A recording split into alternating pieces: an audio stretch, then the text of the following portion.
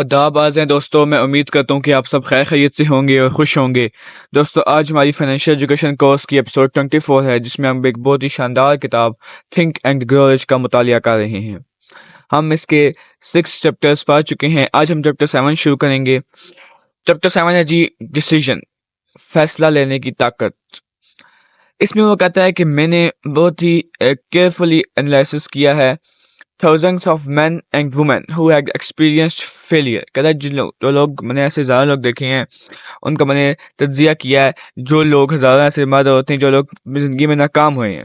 कहता है मैंने एक चीज़ नोट की है कि जो मैंने अब पिछली चैप्टर में चैप्टर 6 में जो 30 वजूहात आई थी फेलियर की, उसमें से जो सबसे इम्पोर्टेंट है ना, वो ये है लैक ऑफ डिसीजन। कि वो लोग फैसला नहीं ले सकते, उनमें फैसला लेने की कुव्वत ही नहीं है, जिसकी वजह से वो कामयाब नहीं होते और उन्हें नाकामी का सामना करना पड़ता है। वो कहता है कि अब इसकी क्या वजह है कि वो फैसला क्यों नहीं ले सकते। अभी कोई ऐसी मुश्किल चीज़ तो नहीं है, लेकिन अब वो फैसला क्यों नहीं ले सकते कि इसकी वजह वो सबसे बड़ी वजह है इसकी प्रोक्रेस्टिनेशन, यानी कि सुस्ती। कहते हैं ये जो चीज़ है ना, ये फैसला लेने लेने का जो है ना उल्टा है किस्म का। कहते हैं यही वजह है कि ये जो है ना हर इंसान का दुश्मन है। कि जो जो इंसान होना चाहता है ज़िंदगी में कामयाब, हर उस इंसान का ये दुश्मन है कि सुस्ती की वजह से इंसान वो फैसला नहीं ले सकता और फिर वो नाकाम हो जाता है, वो कभी कामयाब नहीं होता।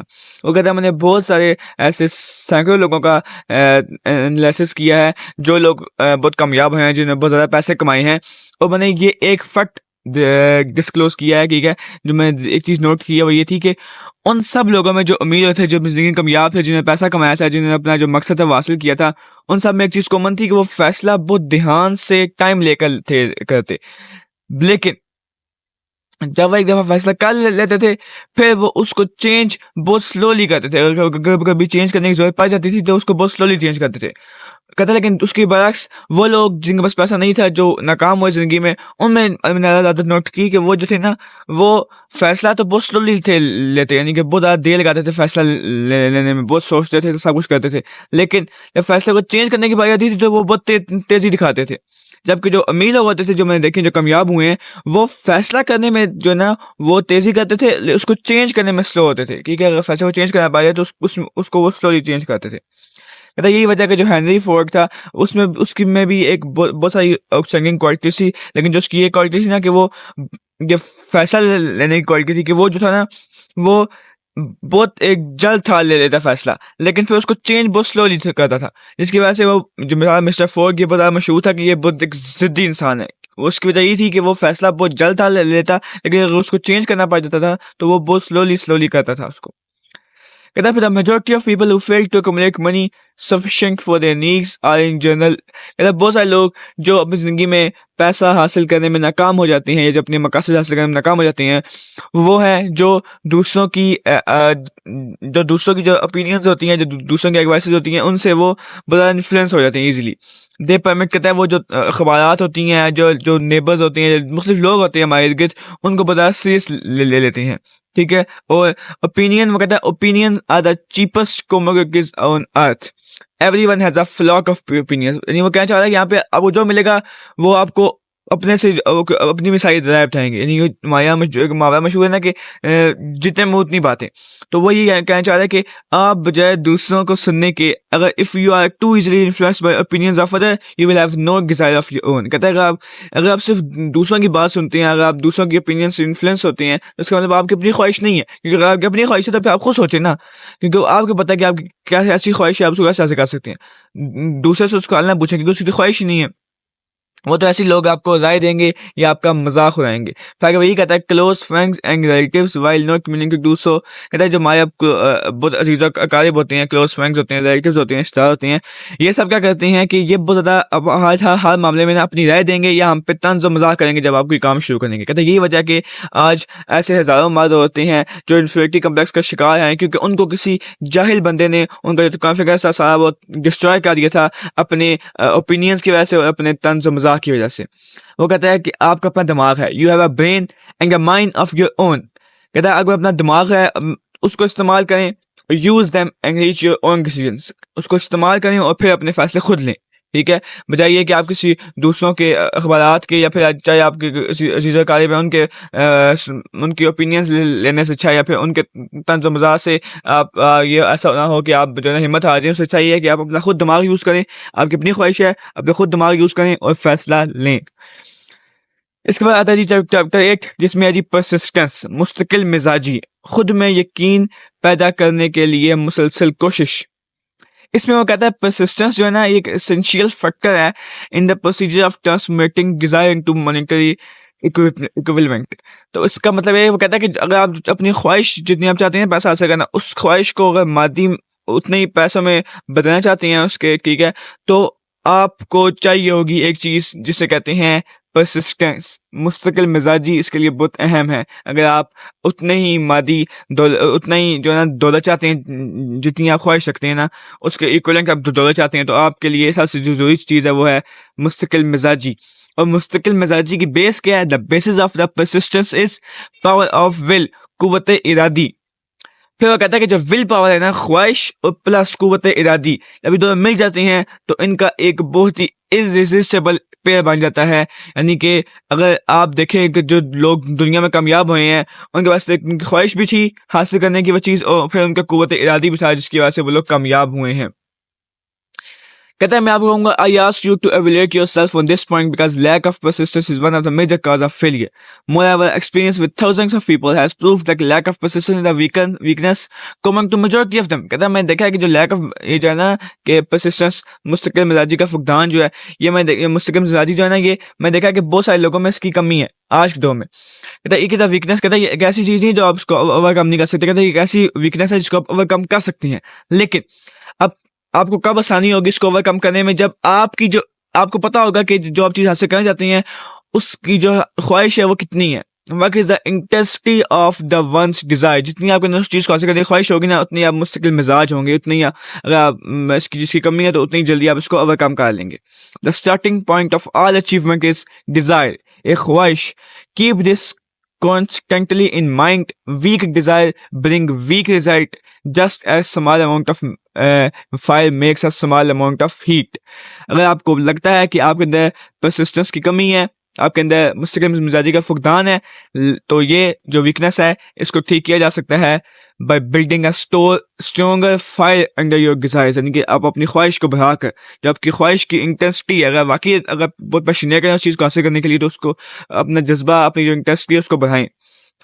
कहता है जो पॉवर्टी है ना, गुर्बत, वो उन्हीं माइंड्स को अट्रैक्ट करती है जो उसके लिए फेवरेबल होते हैं, ठीक है, और पैसा उन्हीं माइंड को अट्रैक्ट करता है जो उसके लिए तैयार होता है, जो माइंड पैसे को अट्रैक्ट करता है पैसा उसी की तरफ आता है। वो कहता है कि ये जो है ना वो कुछ लॉस के जरिए आता है, कुछ असूल होते हैं पैसा हासिल करने के। पॉवर्टी कॉन्शियस कहते हैं, लेकिन अगर आपके जहन में मनी कॉन्शियस नहीं होगी ना, तो ये मैंने आपको चैप्टर 2 के चैप्टर 3 में ये सारी बातें हमने की थी, आपने वही देखी तो आगे देख सकते हैं कि ये क्या चीज़ है।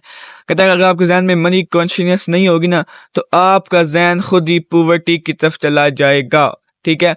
और जो पॉवर्टी है ना, पॉवर्टी कॉन्शियसनेस वो क्या करेगी, वो डेवलप होगी without conscious application of habits favourable to it. The money consciousness must be, अगर चाहते हैं पैसे अपने अंदर पैदा करना, पैसे की मनी कॉन्शियसनेस, तो उसके लिए आपको कुछ असूल बनाने होंगे। वैसे नहीं आ जाएगी, लेकिन जो पॉवर्टी है ना गुर्बत, वैसे भी आ जाएगी, लेकिन पैसे की चीज, पैसा जो है ना आपको दिमाग, मनी कॉन्शियसनेस ऐसे नहीं बन जाएगी।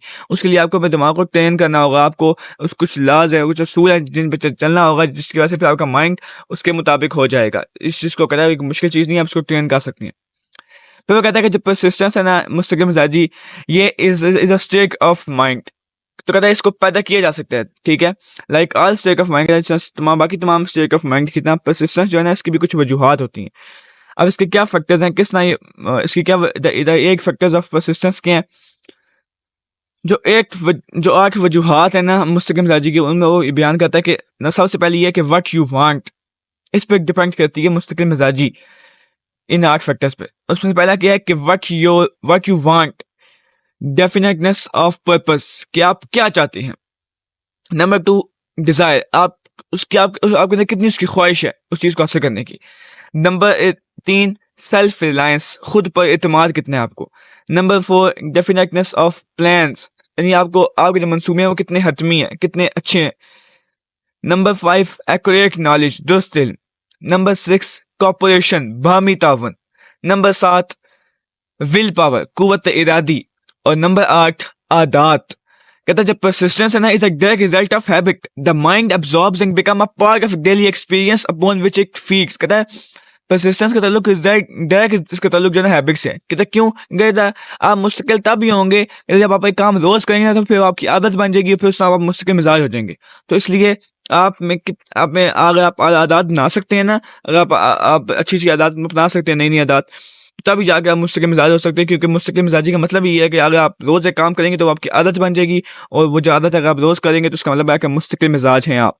कहता है इस चैप्टर को जो परसिस्टेंस का मुस्तकिल मिजाजी का चैप्टर है, इसको मैं खत्म करने से पहले आपको कहूंगा कि आप अपना खुद तज्जिया करें, अपना क्रिटिकल एनालिसिस करें अपना, ठीक है, मैयर योरसेल्फ, अपने आप को बहादुरी के साथ जो है ना अपना अपना खुद अपने आप को मैयर करें, ठीक है, पॉइंट बाय पॉइंट, और देखें कि आप में इन जो 8 फैक्टर्स हैं इसमें से किसकी कमी है।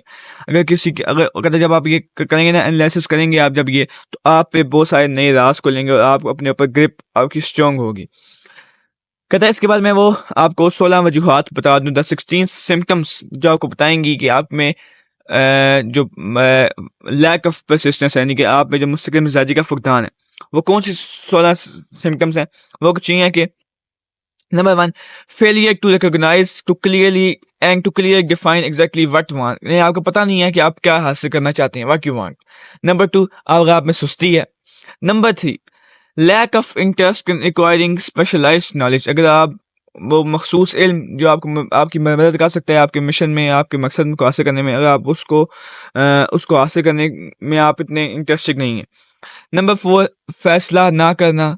Number 5 the habit of relying upon alibis instinct of creating definite plans for solution of problems, यानी कि आपकी ये आदत है ना कि आप बजाय कि ठोस प्लान या मंसूबे बनाने के, आप अगर कहते हैं बस हो जाएगा, ये खुद ही हो जाएगा, तो ये आदत भी आपको मरवाएगी। ये भी उन 16 ना सिम्टम्स उनमें से एक है कि आप में मुश्किल मिजाजी का फुकदान है। नंबर 6 सेल्फ सेटिस्फेक्शन, या अपने आप को खुद ही दिलासे देते रहना कि मैं जो करूँ ठीक करूँ, या अपने आप को खुश करते रहना। नंबर 7 बेहिसी। Number 8 the habit of blaming others for one's mistake and accepting unfavourable circumstances as being unavoidable, यानी कि दूसरों को ब्लेम करना, ठीक है, the habit of blaming others for one's mistake and accepting unfavourable circumstances as being unavoidable, और ये कहना कि यार ये तो होना ही था, जो बुरा हो गया मेरे साथ होना ही था, इससे मैं बर्दाश्त नहीं सकता था। नंबर 9 वीकनेस ऑफ डिजायर, यानी कि आपकी जो ख्वाहिश है वो कमजोर है, ठीक है, उतनी स्ट्रॉन्ग नहीं है।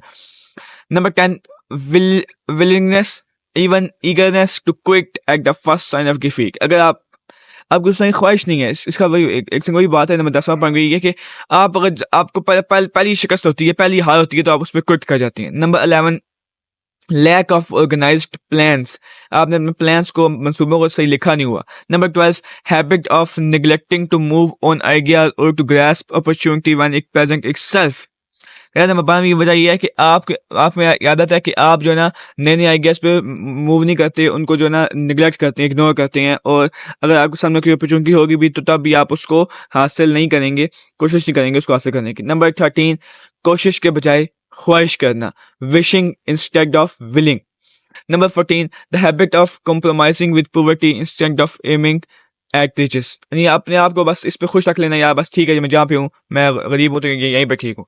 Number 15 searching for all the shortcuts तलाश करना अमीर होने के, और trying to get without giving a fair equivalent, यानी कि कुछ ना दिए बगैर कुछ हासिल करने की तवक्को रखना, ये भी बहुत बड़ी बेवकूफ़ी है। नंबर 16 फियर ऑफ क्रिटिसिज्म, तनकीद का खौफ, कहता है ये इतनी बड़ी चीज है कि ये आपसे जो है ना इसकी वजह से बहुत सारे लोग नाकाम होते हैं। कहता है people refuse to take chances in business because they fear, कहता है बहुत सारे लोग जो है ना वो बिजनेस में चांस नहीं ले लेते क्योंकि उनको ये खौफ होता है कि अगर हम नाकाम हो गए तो हम पे बहुत ज्यादा तनकीद होगी, ठीक है। कहता है फिर ये जो द फियर ऑफ क्रिटिसिज्म, कहता है जो तनकीद का खौफ जो है ना वो जो आपकी कामयाबी की ख्वाहिश से भाग जाना, तो तब ये मसले की बात बनती है। Too many people refuse to set high goals for themselves, कहता है बहुत सारे लोग जो अपने लिए बड़े बड़े गोल्स सेट नहीं कर सकते और अपना अच्छा करियर सेट नहीं कर सकते, उनको एक ही चीज होती है, उनको तनकीद का खौफ होता है, किसकी तरफ से, रिश्तेदारों की तरफ से, दोस्तों की तरफ से। उनको ये लगता है कि वो मेरे फंसेंगे, वो मुझे कहेंगे कि यार ये देखो तुम पागल तो नहीं हो, तुम इतने बड़े ख्वाब सोच रहे हो, ठीक है। तो इस तरह की बातें सुन के उनका फिर जो है उनको इस तरह की बातें वो नहीं चाहते सुनना हो, यानी कि वो जो होते हैं वो उनको फियर ऑफ क्रिटिसिज्म होता है। वो कहता है कि वो अगर आप अपनी स्टोरी सुनाता है कि जब मुझे एंग्री कार्निश ने कहा था कि तुम अपने 20 साल लगाकर वो फ़लसफ़ा ढूँढो कि किस तरह जो कामयाबी का फ़लसफ़ा ढूँढो, तो तब मुझे भी बहुत ज़्यादा फ़ियर ऑफ क्रिटिसिज़्म था कि यार लो समवन कहता है जो मेरे अंदर कोई चीज़ थी जो मुझे कही थी कि तुम ये नहीं कर सकोगे, ये बहुत बड़ा काम है, इसके लिए बहुत ज़्यादा वक़्त चाहिए, तुम्हारे रिश्तेदार क्या कहेंगे, तुम पैसे किस तरह कमाओगे? कहता है आज तक अगर किसी ने ये तलाश नहीं की अगर इसको तलाश करने की कोशिश नहीं की फ़िलॉसफ़ी ऑफ सक्सेस को कि कामयाबी का राज़ क्या है, तो तुम्हें क्या पड़ी कि तुम इसको हासिल करने चले हो। कहता है हु आर यू, कहता है तुम, फिर मुझे अंदर से आ जाए थे कि तुम कौन हो, तो तुम इतने बड़े ख्वाब देख रहे हो, तुमने अपनी हैसियत देखी है। रिमेंबर योर हम्बल बात, what do you know about philosophy, तुम क्या जानते हो फिलोसफी के बारे में।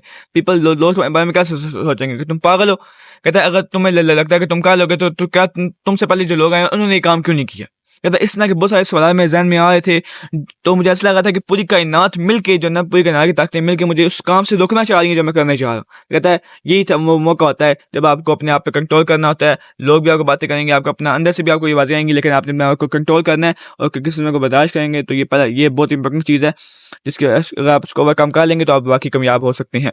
फिर वो कहता है if one has persistence one can get along very well without many other qualities. अब वो यहाँ से बता देंगे सोलर सिस्टम। उसके बाद वो कहता है कि परसिस्टेंस है मुस्तकिल मिजाजी, ये एक ऐसी आदत है कि अगर आप में बाकी सारी आदत ना होना सिर्फ ये क्वालिटी हो तो फिर भी आप कामयाब हो सकते हैं।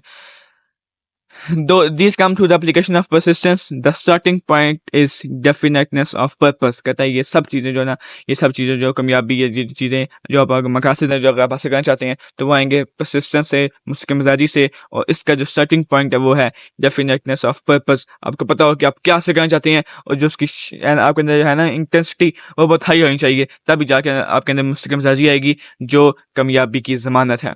आज के लिए इतना ही। आगे उसने एक और हेडिंग दी है, उसमें उसने पूरा बताया कि हाउ टू डेवलप परसिस्टेंस। इंशाल्लाह इसको अगली वीडियो में कवर करेंगे। आज की वीडियो अगर आपको अच्छी लगी है, मेरी काफ़ी पसंद आई है, इसको लाइक करें, इसको ज़्यादा से ज़्यादा शेयर करें और मजीद अगली इस तरह की वीडियोस देखने के लिए हमारे चैनल को सब्सक्राइब कर दें ताकि आपको इस तरह की मजीद वीडियोस मिल सकें। अपना ख्याल रखें, खुश रहें। मिलता हूँ आपसे अगली वीडियो में। अल्लाह हाफ़िज़।